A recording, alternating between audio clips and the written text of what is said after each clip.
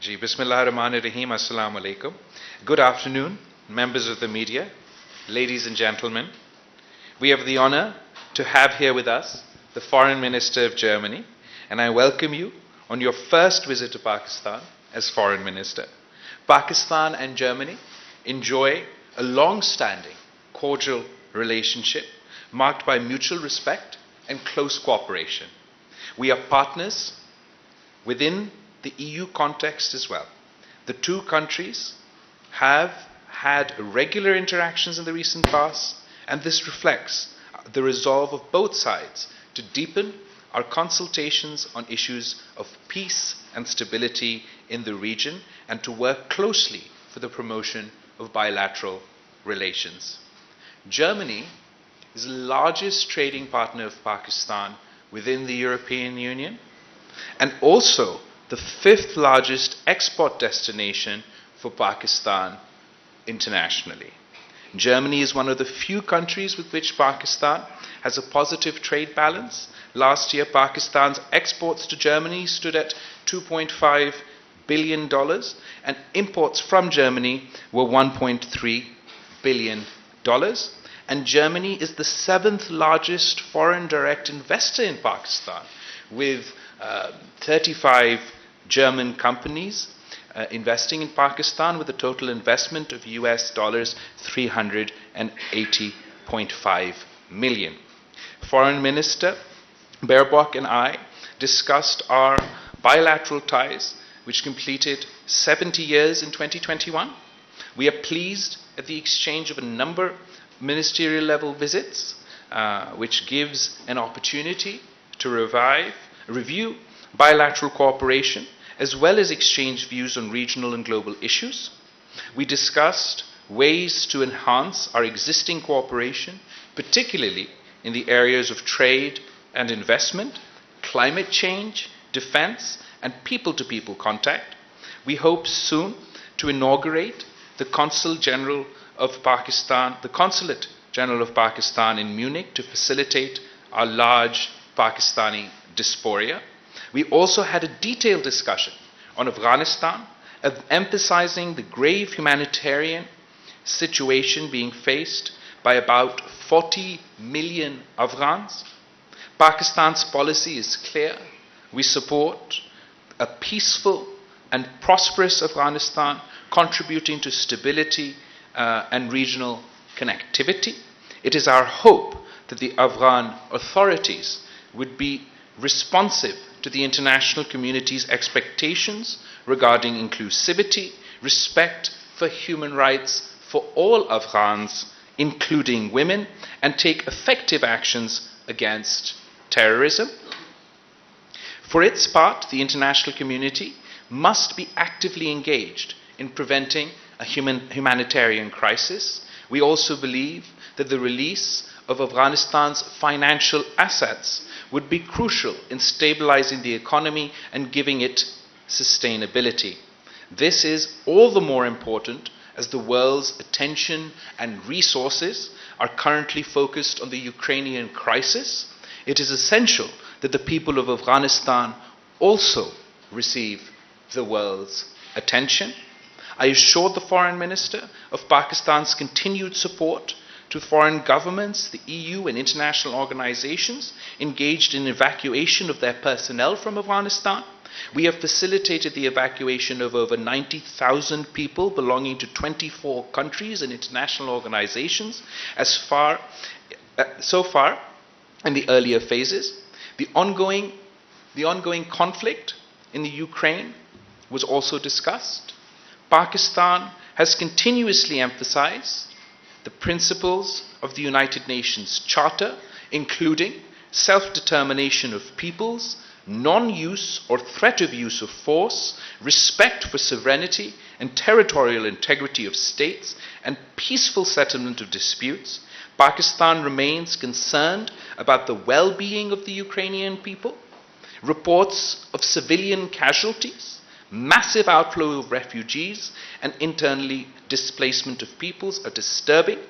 In solidarity with the people of Ukraine, Pakistan has sent 4 plane loads of relief assistance, including medicine and food items. The Ukrainian conflict has shown how interlinked today's world is, as ramifications of a conflict on the European continent are being felt in Pakistan in the form of rising fuel and food prices. Since the conflict started, we have been in regular contact with the leadership of Ukraine and Russia, as well as the European Union and other European partners, urging continued dialogue and diplomacy in the pursuit of peace. We once again emphasize the indispensability of the immediate cessation of hostilities and constructive engagement. Pakistan fervently hopes that a solution would be found through dialogue and diplomacy at the earliest possible. We also discussed the continuing human rights violations in Indian-occupied Jammu and Kashmir, the rising tide of Islamophobia across India, and risks posed by the developments for regional as well as international peace and security. In the latest incidents, derogatory remarks made by two senior officials of India's ruling BJP party by the Holy Prophet, peace be upon him, deeply offended the sentiments not only of Muslims in Pakistan, Muslims within India, but Muslims across the world. And I emphasize that sustainable peace in South Asia remains contingent upon the peaceful resolution of the Jammu and Kashmir dispute in accordance with the relevant UNSC resolutions and the wishes of the Kashmiri people. Pakistan has close cooperations with Germany in a number of areas, and we desire to expand it further to other areas of mutual benefit of our two countries. I conclude by thanking the Foreign Minister for her visit, and I look forward to continuing to work with her towards regional peace and for further deepening our bilateral ties. I will now give the floor to the Foreign Minister of Germany. Thank you very much, ladies and gentlemen, Excellency, dear colleague. Thank you very much for the friendly and warm welcome here in Islamabad. We are meeting today in a time of multiple crises.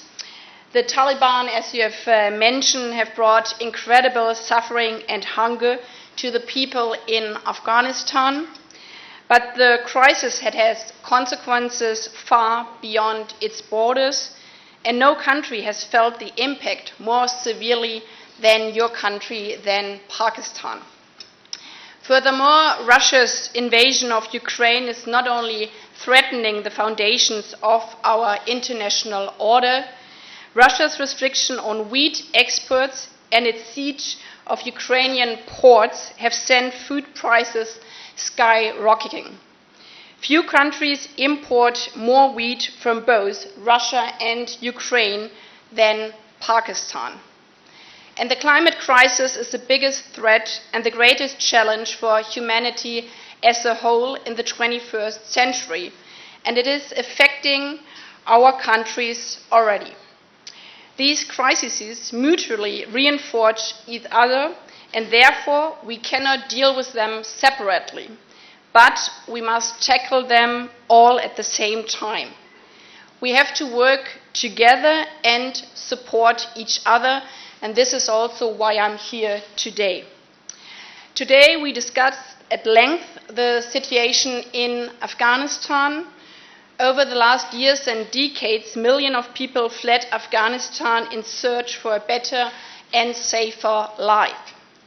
Successive governments and the Pakistani people have shown a big heart by selflessly welcoming these people inside your borders and by providing them with food, shelter, and a chance for a better future.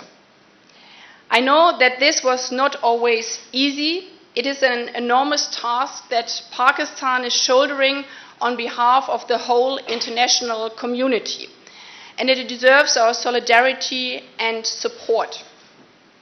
I came here today to tell you we see your engagement, and Germany remains committed to continuing our support for Pakistani host communities along with people who had to flee Afghanistan.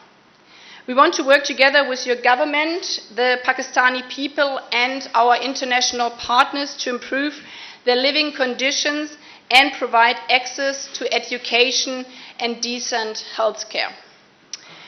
When we look across the border, the situation is dire, and as you have mentioned, the Taliban are leading the country into a downfall. Parents do not know how to feed their children. Girls are deprived of their right to education. Women are almost excluded from participation in public life. Dissenting voices are brutally suppressed. The economy is grinding to a halt. The international community must stand united and together tell the Taliban loud and clear, you are heading in the wrong direction. As long as they go down this path, there's no room for normalization and even less for recognition of the Taliban as the legitimate rulers of the country. At the same time, we will not forget and we will not abandon the people of Afghanistan.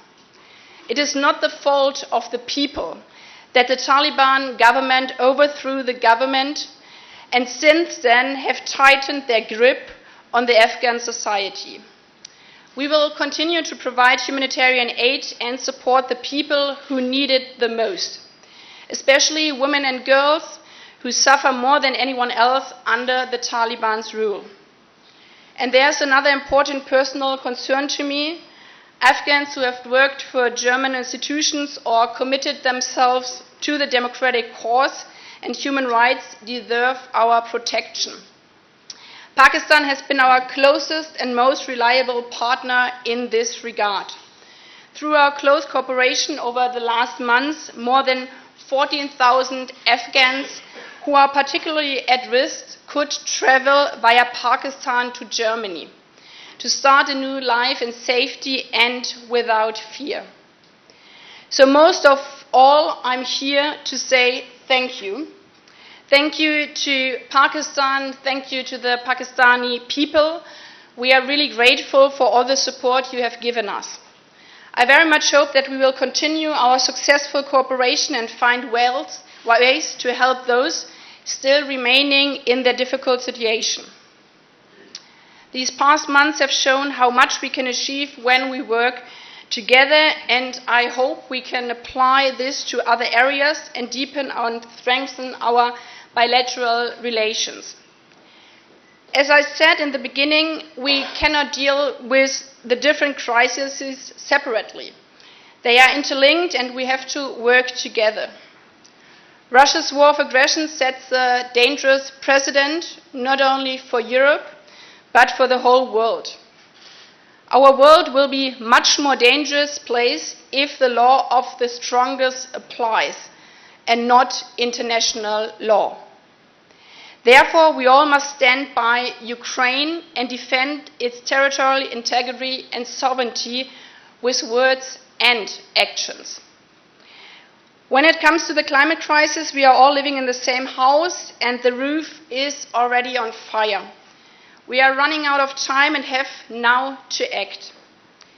Both of our still relatively new governments have made this topic a priority. And I hope that Pakistan, as G77 chair, will participate at the Petersburg Climate Dialogue, which we are co-hosting with Egypt in July in Berlin.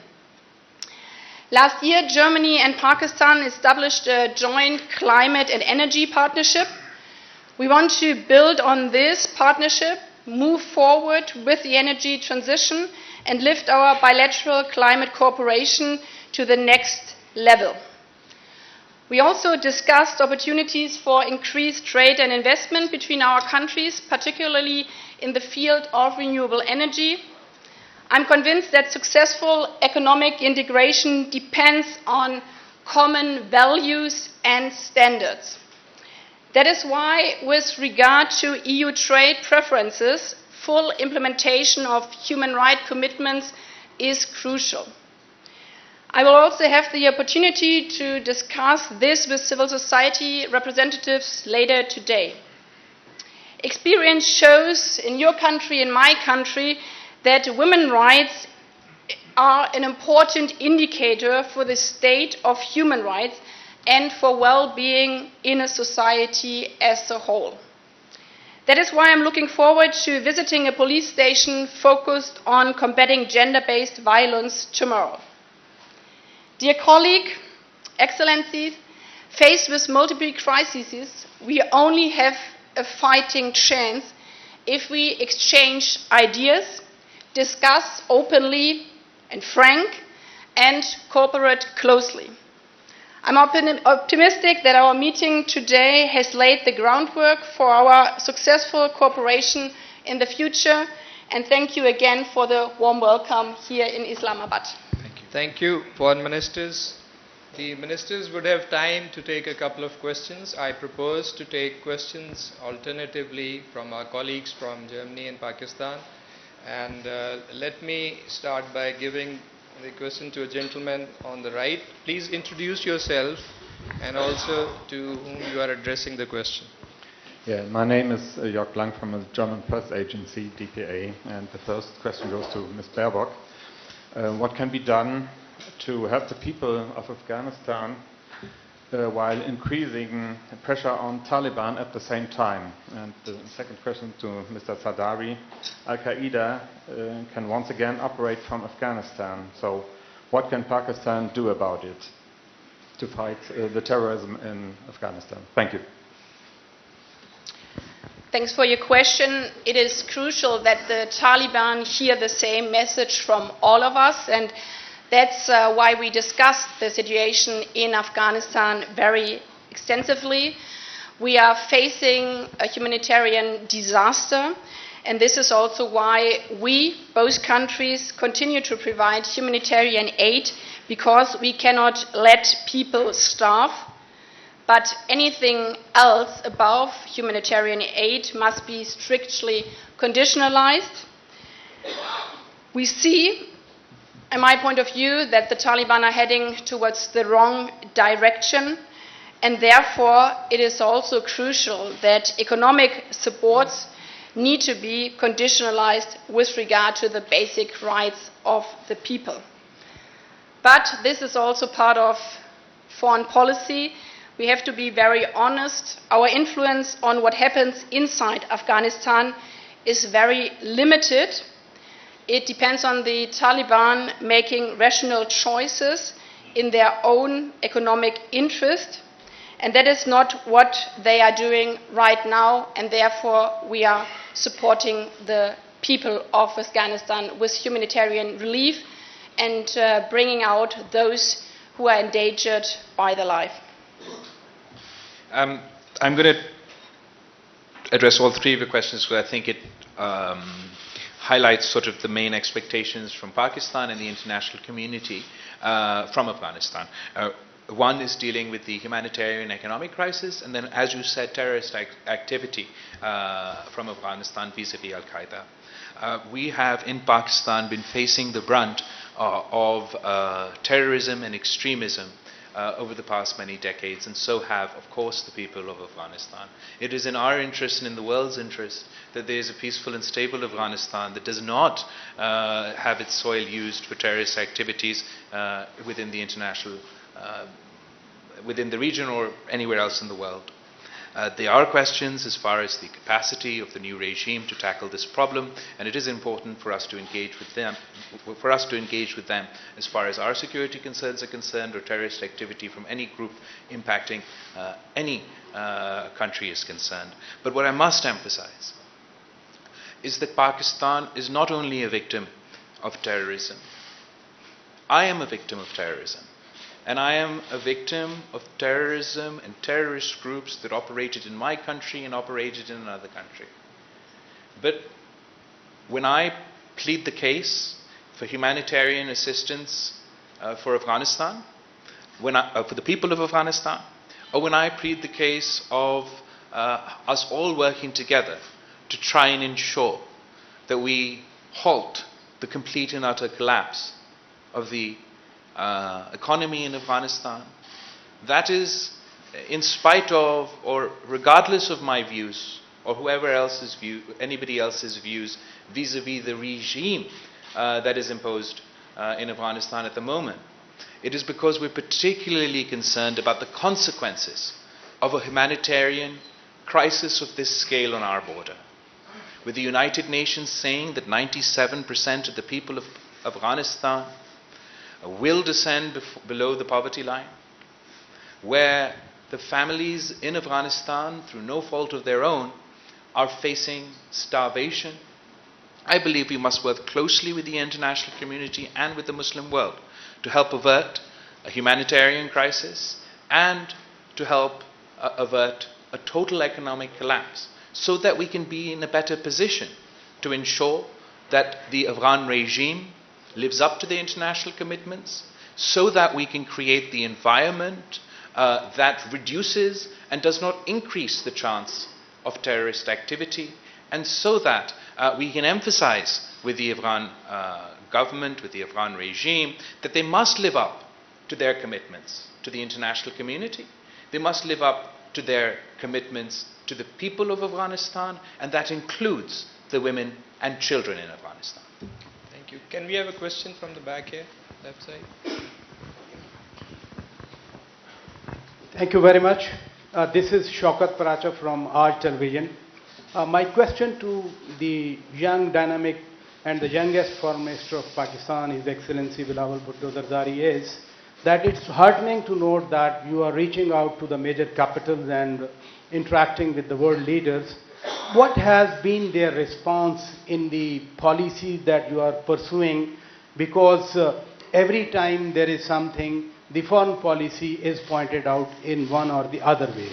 And Honorable Foreign Minister of Germany, thank you very much for coming over. We are so excited that our director, one official, is wearing a dupatta containing the German flag. Right now she's sitting over there.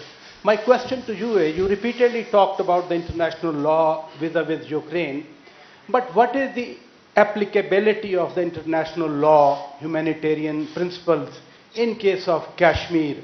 Why the global powers are silent? Why there is no voice about the rising Islamophobia in India, as you have seen the recent outrage in the entire Muslim world about the comments, whatever they have been made by the spokesperson of the ruling party? Why the word is silent? Thank you. Should I start with your... I'll start with your first question. Shukriya Paracha Sahab, thank you very much. I've only been in the this office for a little bit over a month now, but our priority in 3 words is engagement, engagement, engagement. We feel that if you don't talk with the world, if you don't engage the world, you can't put across Pakistan's view, you can't convince them, their societies, their leaders, their parliamentarians, their civil society. If Pakistan refuses to engage the world, then we must forget about being able to convince the world and achieve our objectives on a foreign policy front. Other than that, my priority is to focus on economic relations. We're working towards a pivot in Pakistan's diplomacy, towards economic diplomacy. We're encouraging a reset of our relationship with countries across the board, given the transition in government, and we're focusing on a more nuanced foreign policy, but our emphasis is trade over aid. Our emphasis is enhancing economic cooperation. As I mentioned earlier today, Germany and Pakistan's economic bilateral relations are great, but we want to get more out of our relationships. And the major priority for me as Foreign Minister of Pakistan is how can I ease the economic difficulties of my people.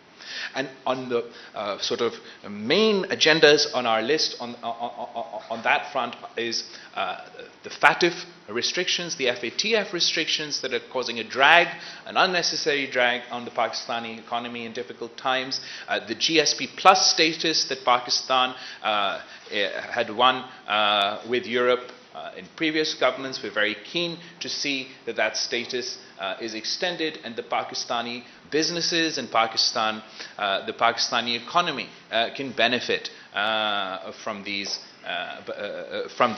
opportunity. So these are my priorities, and as far as the India question is concerned, I'll allow Foreign Minister to respond. Thanks for your kind words, and thanks for the question. The foundation of the United Nations is that human rights are indivisible, and this counts for every region in the world. This also counts for Kashmir. This counts for women's rights, this counts for minority rights, and also religious rights. And therefore, we support the work of the United Nations, also with the situation in Kashmir, to ensure that all the human rights are being guaranteed within the different bodies of the United Nations. We are not part of the Security Council, as you know, but within the work also of the Human Rights Commission and of the Special Envoy. And we believe that a constructive approach from both sides and confidence-building measures are the only way forward to improve the relationships between Pakistan and India. The bilateral agreement to implement the ceasefire along the line of control last year was a positive step. We also discussed it in our talks earlier on. We believe that more steps should follow this line, and I think it's really a strength of different governments if there's a provocation that one doesn't react but really stands to its own and the international principles. Thank you. Can we have a question from the lady here in the middle? Hello, Daniela Farkas from the newspaper network Redaktionsnetzwerk Deutschland. I want to address the topic of Afghan refugees. There's still a couple of thousand refugees officially eligible for coming to Germany. Did you agree on a way and on a time when these people can come to Germany, and how is Pakistan helping with that? Could they all be transferred, by example, through Pakistan? And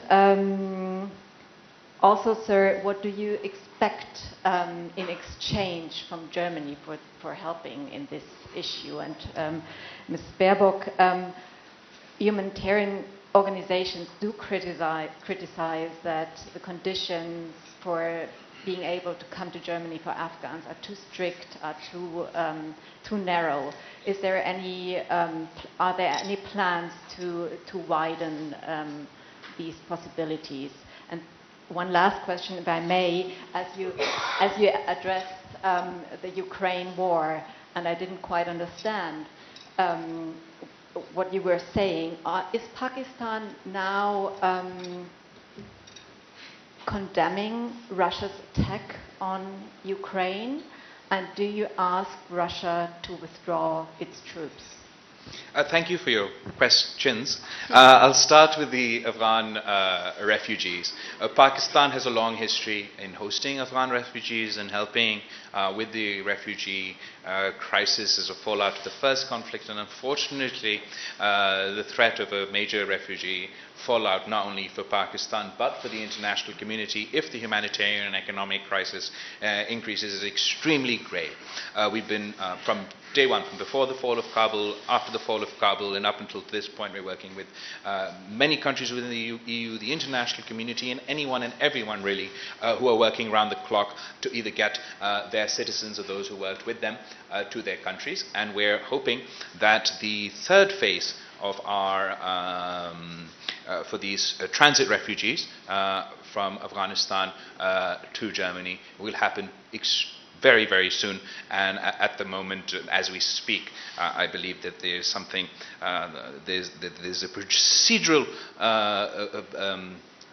the summary on this issue is being circulated in our cabinet, so it should be only a matter of time that we can move forward on the third phase of the transit Afghan refugees. As far as what Pakistan expects in exchange, we expect nothing. In exchange from the EU or Germany, we're doing this on the basis of what we feel is our responsibility to the international community and to the people in Afghanistan who faced a whole host of issues, and we want to do whatever we can to mitigate their difficulties. What I would say to the German media, to the German people, to the European people, is to remember, to understand, recall, and highlight the fact that Pakistan not only now is playing an outsized role as far as mitigating the humanitarian crisis in Afghanistan, despite our own economic foes. We are going above and beyond to help everybody with their refugee or sort of the transit refugees. And this is the face of Pakistan, a modern Muslim nation playing a responsible role on the world stage. And don't see Pakistan in the way that perhaps these groups that we all have our own views on would sort of, that the impression or the perception that Pakistan has in the international media is often colored by the activities of these groups rather than the activities of the people of Pakistan. As far as Ukraine is concerned, Pakistan has not changed its position. Pakistan has a nuanced position. We don't want to get dragged into any conflict, but we are steadfast in our support for the United Nations resolutions. We are all part of the United Nations, and it is in Pakistan's interest. It is in our interest, as a small country, as a developing country, that international laws are followed, that international institutions are followed, that international law is followed. But we don't want to be dragged in to any conflict, particularly given that we've just experienced decade after decade of conflict in Afghanistan. And the people in my country would like to share our experience with the people of Ukraine, the people of Russia, and the people of Europe, that ultimately all conflicts have to resolve through dialogue. And we hope that dialogue and diplomacy will be the tools that we use in pursuit of peace. Of course, one can't ignore the humanitarian crisis facing the people in Ukraine, the difficulties and the atrocities faced by the people of Ukraine. And it is because of that that once again, despite Pakistan's own extremely difficult economic situation, we have sent, I believe, 4 flight loads of humanitarian assistance to the people of Ukraine. But as far as our position is concerned, we will continue to advocate for dialogue and diplomacy in the pursuit of peace. Coming back to the part addressed to myself, first of all, we really appreciate the support of Pakistan, as I've said before, especially as His Excellency has underlined that this is not a question of bargaining, but a question of humanitarian aid and supporting the citizens of Afghanistan. We have had a very good discussion today, and we received very positive signals that we can continue successfully with the cooperation we have had in the past. We had also restructured, as your question was addressed, we restructured our system, how we will make the transition time in Pakistan, but also in other countries, shorter, to ensure that Afghans will not stay in Pakistan longer than necessary. This is also a question of digitalized visas, and we organized everything that people can swiftly travel to Germany. So far, not a single person from our list transitioning through Pakistan failed to travel on to Germany, and we are continuing on this path. And as you have mentioned, NGOs, this was also a reason why a couple of NGOs joined me on my travel here to see how we can work closely together. This is also something new in the work of the Foreign Ministry together with the Interior Ministry of Germany, that we have a very close relation with NGOs to help also on practical matters to enable to bring out not only the people most in danger who have worked for German institutions or who have faced, especially women and journalists and human rights defenders, with threats by their lives, to not only bring out them but also their family members in an unbureaucratic way. Thank you. I think the ministers have responded at length to questions. Maybe one last question from the back, Mr. Heather.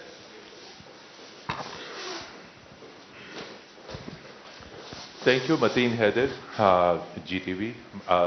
Question to Foreign Minister Bilawal Bhutto Zardari. You said that it's a time to pursue diplomacy and to resolve conflicts through peaceful means. So the first question is in the context of regional peace. And you have said you have more than 1 month in power and taking so many initiatives, economic and other. Are you taking any initiative to resolve Jammu and Kashmir issue, and any hope for the resumption of dialogue with India so that these all issues could be addressed through dialogue and talks? And beyond writing letters to different international organizations on rising Islamophobia in India, what other steps could be taken to bring India under pressure to stop these things? And to German Honorable Foreign Minister, of course, you might have sought Pakistan's support on Ukraine. Pakistan has no other options to go for economic cooperation with Russia and with China. Would you propose and suggest what are the other alternate means of getting economic cooperation, energy, trade and these all things? When Pakistan gets closer to Russia and China, of course this is not acceptable to the Western community. So Pakistan doesn't have any other options. So on this front, how Germany, being an economic part of Europe, could assist and cooperate with Pakistan? Thank you so much. Thank you for all your questions. I'm going to start from the end and go back. Pakistan wants to engage with the entire world. We are neighbors with China. We have a long-standing relationship with them. Lekin jaise aapko pata hai, you must know that Pakistan has played a very unique role within the context of China and international cooperation. In fact, Pakistan's role in establishing diplomatic relations between China and the United States is now part of history. We played a very important role in increasing cooperation, increasing engagement, and in fact establishing those diplomatic relations. So today I see Pakistan's role as not trying to aggravate any regional conflict or any conflict at all. We want to continue our engagement, but also play that role as a bridge. And from our perspective, from our national security interest, from our security interest, from our country's perspective, from the interest of our region, it serves all our interests. It serves the interests of Pakistan, it serves the interest of everyone in our neighborhood. That instead of increasing conflicts, moving towards more of a new Cold War order, that we could engage in dialogue, in diplomacy, in the pursuit of dispute resolution, decreasing conflict rather than increasing conflict.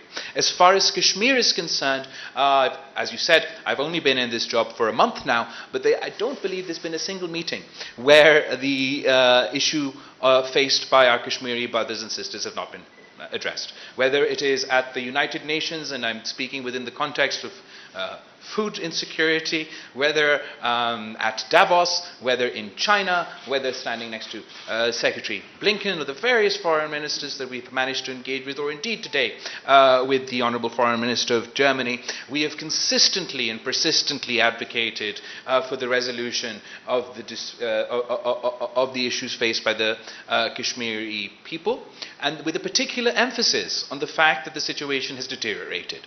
The space for practical peace and dialogue has deteriorated. Not by an action of Pakistan, not by from our side, but by unilateral provocative actions from the Indian side.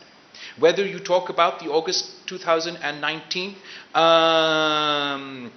events which undermine the internationally disputed status of the region of Kashmir, whether we talk about the process that started in August 2019 of allowing non-Kashmiris to settle and buy property in Kashmir and begin the process of undermining the Muslim majority, disempowering the Muslim majority, whether we talk about the May 5th so-called Elimination Commission, there was in fact an artificial gerrymandering exercise to once again disempower, disenfranchise the Muslim majority and artificially turn them into a minority. We consistently advocate for our Kashmiri brothers and sisters, and we believe that the provocative statements, Islamophobic statements emanating out of officials of the Indian governing party yesterday are absolutely outrageous. And this is an action that is condemnable, not only by the Muslims of India, not only by the Muslims of Pakistan, not only by the Muslims of Kashmir, but the Muslims all over the world. It exposes the Indian facade of a secular democratic nation. They are no longer, if they are unable to apologize, if they are unable to take appropriate action, then it is further proof that this is no longer secular India. This is Hindutva India. This is Hinduism superiority in India. And that colors our diplomatic relations. For the people of Pakistan need peace with India.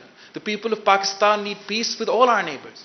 But for us to be able to talk about peace, we have to talk with a rational actor, with an India that believes in engagement, which believes in equal rights for all citizens or all players regardless of their religion, regardless of their ethnicity. And if provocative statements such as yesterday, provocative actions such as August 2019 and May 5th continue to happen, then that space will continue to decrease. To the part of your question, in this situation, the whole world is facing the consequences of the Russian war, because it's a hybrid war. It's not only a war by bombs and tanks which are being thrown and which are invading Ukraine, with many, many people dying every day. It's a hybrid war which is also being led by a corn war, by a war of disinformation around the world, and therefore I would like to make very clear that there's not a single sanction on nutrition, on health, or on corn. The opposite.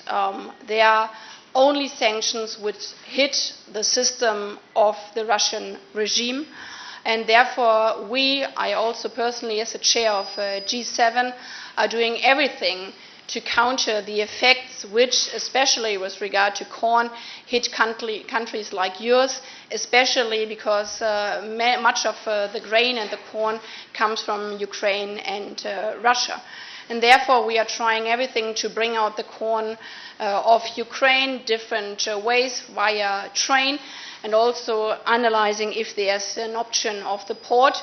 But the most easiest way would be that Russia would stop the bombing and would stop shooting at Mariupol port, so the world could be saved again with regard to the corn war. We also see a responsibility of everybody who believes in international law to cooperate together with regard to energy prices, with regard to prices for food. That's why we increased our donations with regard to food towards the poorest countries in the world. This is why we are also looking how other countries can export corn right now. And this is also why I'm going next week to the Gulf states to see how we can work together on the big challenge of energy prices. But also here, as in other situations, if we have all the same message towards Russia, underlying that the easiest way to end this war in Ukraine, but also the consequences, would to end the breach of international law by bombing Ukraine. Thank you so much. Thank you for your cooperation. Thank you, everybody. Bahut shukriya.